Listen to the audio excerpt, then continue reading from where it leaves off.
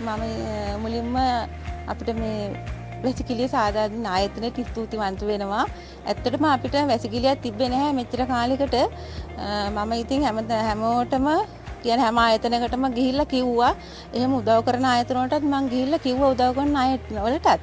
ඉතින් මට මේ කවුරුත්ම ඉතින් දෙන්නම් කියලා ගොඩ කිසි කෙනෙක් උදව් කළේ නැහැ. මට ඉතින් හරිම අපහසුතාවයක් තිබුණා. මං අනුන්ගේ ගෙදරකට එහෙම ගියේ වැසිකිළියට.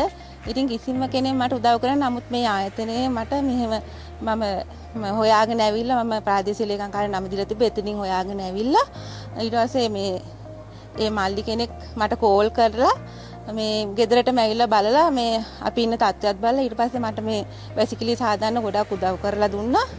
ඉතින් මමත් ඉතින් උනන්දු වෙලා ඒ කරන විදියටම මට මේ වැසිකිළිය සාදාගත්තා. මේ අපිට පුළුවන් විදියට මෙයා කරගෙන ඉතින් මේ කරලා දුන්නු මේ උදව්වට ඉතින් ගොඩාක් පිං.